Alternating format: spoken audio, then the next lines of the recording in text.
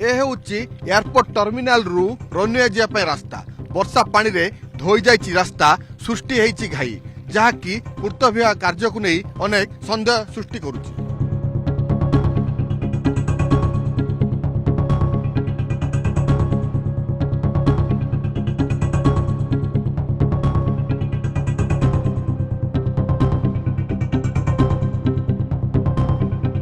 बहुत लोग गाई आनुचंदी एट भितर ভিতরে ভিতরে জায়গা রইলে আনি জায়গা কিছু ভাবে ঠিক লাটা রইলে তো আনবে করু के मना करना जानले না बर्तमान मु से एयरपोर्ट रे अछि जो एयरपोर्ट के जनवरी मासरे उद्घाटन होइतला एवं पूर्वतन मुख्यमंत्री निजे आसीथिले एवं आहाको उद्घाटन करले ता पर रे होछि वास्तव स्थिति देखि पारुथिबे एबे भी काम सरिनी तर बढ़िया भाबे आहाको उद्घाटन करा जायछि ए होछि एयरपोर्ट जो टर्मिनाल रु रनवे जा पे रास्ता ई रास्ता देखंतु पिचु रास्ता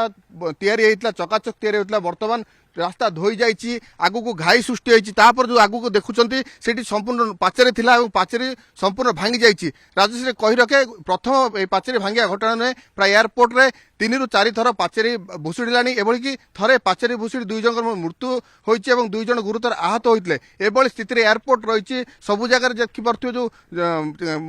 पोखरी रो भ्रम सृष्टि करछि अनेक स्थान रे पानी जमा होइछि जाकि पोखरी रो भ्रम सृष्टि करछि जाकि अनेक काम बाकी अछि किंतु ताकू एयरपोर्ट ना देले एवं एयरपोर्ट ना एयर स्ट्रिप आकु नै मते विवाद होइतला एयरपोर्ट पई कोनोसी कागज पत्र नाही एवं एयरपोर्ट पई अनेक काम बाकी अछि एटीसी टावर नाही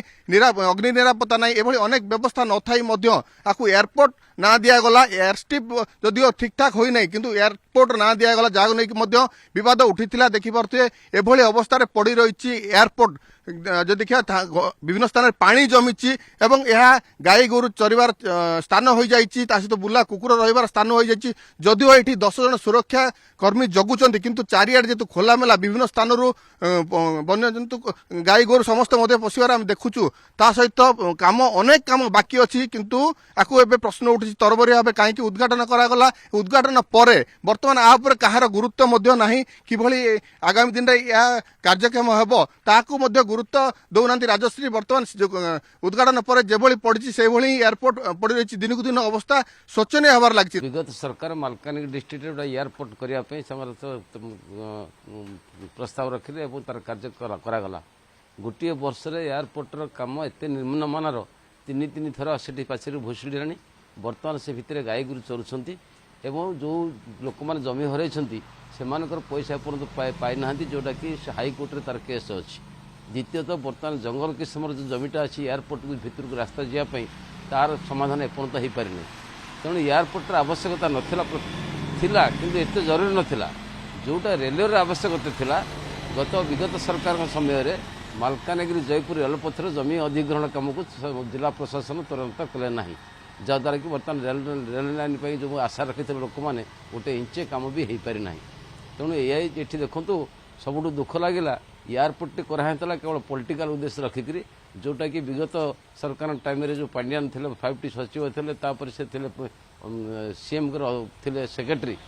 से एयरपोर्ट आसले गोटे प्लेन रे सेठू पुणी 4 किलोमीटर गले संस्कृत जो स्टेडियम परिसर मीटिंग करने से आउ गोटे हेलिकप्टर दरकार पड़ा तेणु यहाँ राजनीतिक उद्देश्य रखी कराला केवल नेता मैंने आसवे प्रचार प्रसार करने किंतु लोकंर ये साधारण लोक कहीं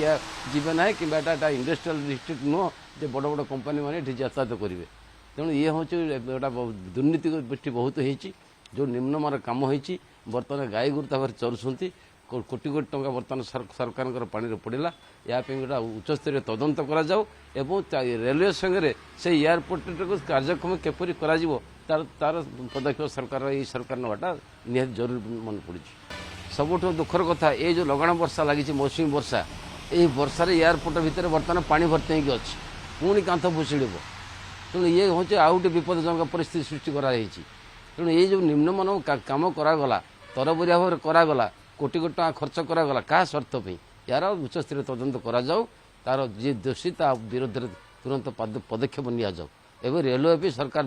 जिला प्रशासन तुरंत जमी अधिग्रहण काम सर्वे काम आरंभ करूँ जोद्वारा कि मालकानगिरी जिलावासी किसी उपकृत हे रेल एयरपोर्ट उपकृत हे नहीं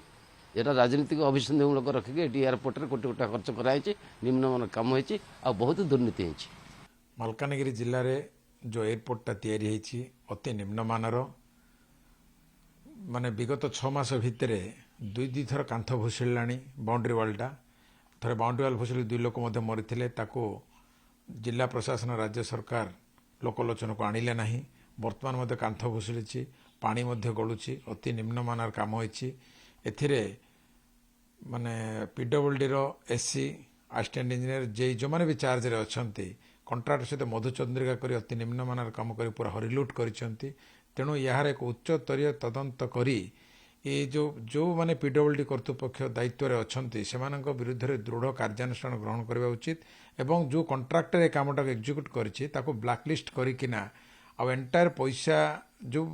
ଏୟାରପୋର୍ଟଟା ଖରାପ ହେଇଛି ଏମାନଙ୍କ ପକେଟ୍ ଦରମାରୁ ସେ ଏୟାରପୋର୍ଟଟା ରିପେୟାର କରିବା ପାଇଁ ନିର୍ଦ୍ଦେଶ ଦେବା ଆବଶ୍ୟକତା ଅଛି ବାଉଣ୍ଡରୀ ୱାଲ୍ ଯେଉଁ ତିଆରି ହେଇଛି ଅତି ନିମ୍ନମାନର